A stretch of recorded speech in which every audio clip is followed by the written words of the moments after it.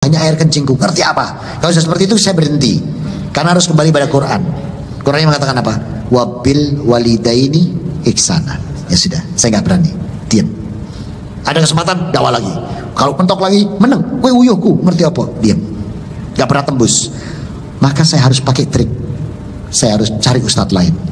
Nggak bisa saya anaknya, akhirnya minta tolong ustadz lain. Nah, begitu ustadz lain udah hampir tembus, tapi di ujung-ujungnya beliau pakai Alkitabnya untuk argumennya. Nah, si ustadz yang saya minta tolong ini turis, turunan Islam, jadi nggak ngerti Alkitab, kan bingung di sini, mental, balik. Guys, ustadz harus antum sendiri. Kenapa? Aku ditabrak Alkitab, aku nggak bisa jawab, nggak punya pengetahuan aku Alkitab.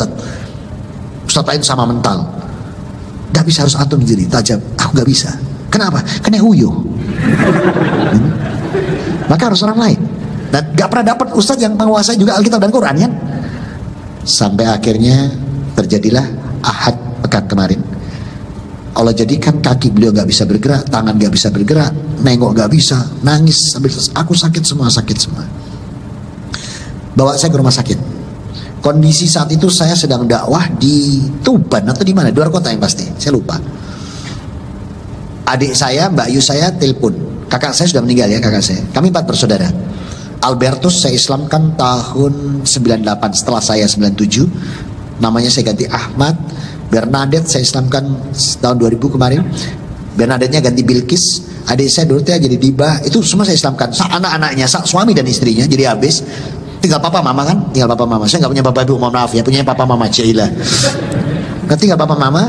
Nah, maka berat perjuangan ini. Ketika kakak saya Albertus sudah nggak ada, yang saya ganti Ahmad itu nggak ada, ketinggal lakinya tinggal saya. Maka ketika sakitnya sudah begitu, yang ditelepon saya ditabrak sama Mbak Yu, sama adik. Ya manggilnya juga nggak bisa Mas Bangun, nggak bisa. Dia Mas Christian ya, Mas Chris. Karena nama saya dulu Christian ya, Mas Chris. Mbak Yu saya juga Chris. Papa sudah begini. Saya bilang bawa ke rumah sakit. Terus biaya, Bismillah, nanti biar Ana bawa ke rumah sakit. Nah, Papa minta air kaset. Oh, enggak. Kalau air kaset bayar Rono Dewi. Saya bilang, kemana? Rumah sakit haji. Bah. Terus gimana? Udah pokoknya bawa. Sekarang juga kamu tutup teleponnya, aku tutup rumah sakit haji. Aku tutup direktur di sana. Dah, tutup kan? Karena saya ngisi rutin di rumah sakit haji, pembinaan rohani untuk karyawan. Dan saya juga ngisi rutin beberapa dokter itu yang ikut kajian saya di tempat-tempat lain. Saya tinggal telepon. Mau nggak nih fastabiqul khairat? Apa itu Ustaz? Nih, Bapak saya sakit ini nih, carikan kamar, gini. Itu nanti saya punya rencana sebelum ajal beliau akan saya Islamkan. Berarti rumah sakit haji punya kesempatan luar biasa membantu hamba Allah menyelam. Oh, pokoknya begitu ya. Semua janji Allah saya sampaikan ya. Intan sulayar sukum yusabit adam. Oh, semua bunyi semua sudah ya. Akhirnya bawa Ustaz, bawa. Pakai ambulan. Oh ya, tak kirim udah sampai dikirim, coba bayangin. Maka dikirim sama si kota kan saya perjalanan. Masuklah Papa. Ditelepon saya sama dokter nih. Ustaz, harus ICU. Kenapa? Kalau enggak. Oke, ICU. Masuk. Ustaz, nanti saya semua. Dah tanda tangan tuh, adik sama Mbak Yu diam di rumah. Karena nggak ada saya. Pokoknya tanda tangan Ono. Ojo main-main lu ya. Wis tanda tangan Ono, saya bilang. Nanti Allah yang ngatur itu saya bilang. Tanda tangan. Dah, beres semua kan. Sampai saya di ICU. Nggak bisa diajak ngomong. Itu Ahad berarti ya. Senin fresh ditaruh di kamar opname, dilepas malah fresh, minta bakmi, minta aneh-aneh, tapi nggak dikasih, nggak boleh kan. Saya masuk, gimana Chris, air kaset ini susternya pakai jilbab ya? Saya kan nggak enak gitu kan ya. Ini yang nyuruh saya sini siapa? Saya. Mbak Rate jengteh semua saya suruh bawa ke sini. Sebentar, ini rumah sakit mana? Rumah sakit haji. Kenapa di rumah sakit haji? Saya minta air kaset tutup. Tutup. Rumah sakit tutup. Saya bilangnya. Air kaset rumah sakit tutup. Oh, jadi rumah sakit sudah tutup. Adanya sini. Kalau nggak mau ya Pak pulang. Oh iya sudah sini. Nah, sekarang saya minta satu hal Pak. Tolong ucapkan alhamdulillah. Untuk apa? Papa kayak apa dibawa ke sini? Saya dapat cerita. Fotonya Papa tuh ditunjukkan ke saya di WA. Nih Papa kayak gini. Setelah Papa masuk ICU, Papa insya Allah ada semua kan saya tunjukkan seperti ini. Ucapkan alhamdulillah Pak. Gak mau gini-gini. Ayolah Pak. Sukron. Lu kok sukron? Alhamdulillah kok sukron. Sama-sama Arabnya gitu kan. Sukron, tidak mau alhamdulillah. Sukron itu buat saya. Kalau alhamdulillah itu Allah. Ya sukron, kan kamu yang bawa ke sini. Kalau aku udah mati kan itu. Ya sukron. Ya udahlah, hari ini sukron enggak apa-apa lah, saya bilang. Senin tuh ya. Selasa saya ulang. Pak. Lagi, Pak. Udahlah. Ini aja loh, astagfirullah. Astagfirullah. Kayak anak kecil tuh. Ya sudah, la ilaha illallah. Kayak anak kecil lah. Kayak mangkel nolak gitu loh. Kayak yo aku kepaksa ini. Udah kamu sekak mat itu begini kayaknya ya. Saya belum yakin. Selasa kan. Selasa malam saya datang. Pak, ini kalau papa itu olahraga, itu sudah injury time. Sudah injury time ini habis ini, Pak. Ayolah, Pak, ikuti saya. Nanti kita ketemu di surga. Nah itu baru sambil nangis itu baru bisa bareng. Nah disitulah beristighfar 3 kali, mengucapkan kalimat tauhid dan 3 kali sampai dengan la ilaha illallah, kalimat-kalimat tauhid. Setelah itu mantap, baru saya berangkat. Tenang saya telepon. Kan Jakarta bolak-balik telepon terus kan.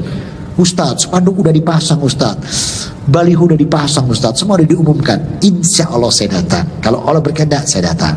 Tapi kondisi papa saya begini. Tapi insya Allah saya datang. Begitu sudah mengucapkan itu, tenangan saya, nangis saya.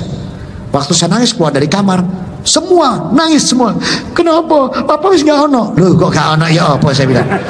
Aku nangis itu karena papa mengucapkan kalimat tauhid, kalimat syahadat dan istighfar. Masya Allah ya tak? Ya ini saksinya. Ya. Ada saksinya kan, ada dokternya, ada ini. Ya bu, ya bapak sudah. Masya Allah, wangis semua keluarga inti. Udah, wes berarti aku pengiki berangkat Jakarta. Teko wis ngucapno kalimat. Nek gak ono beres wis mari itu enak tok saya gitu. Udah kan? Berangkatlah saya.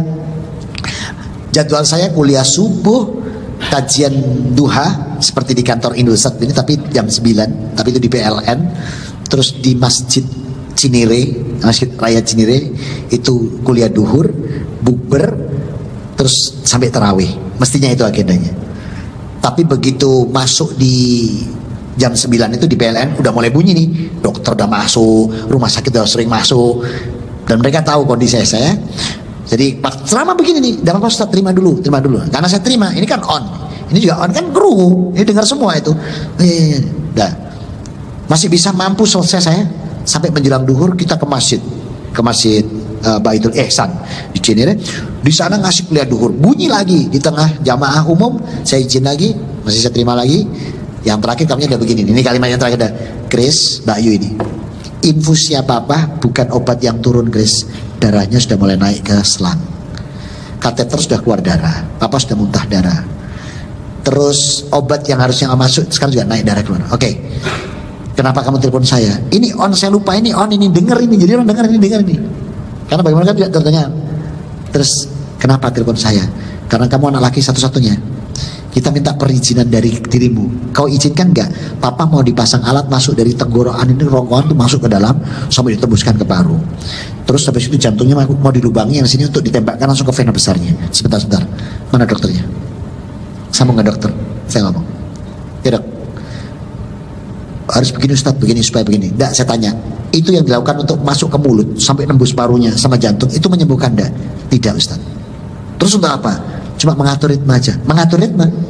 Nggak ada ini apa enggak? Ini pasti hidup enggak? Nggak usah.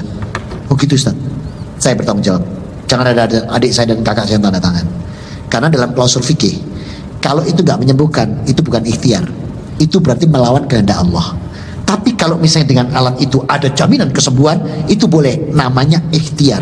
Dan itu boleh kita pakai surat 40, 60 dan 44. Wa ufawitu amri ilallah inallaha basir, boleh. Tapi kalau saya tanya menyembuhkan, enggak. Pada jaminan, enggak ada Ustaz. Tahu apa? Ya cuma untuk ngatur aja. Ngatur toh.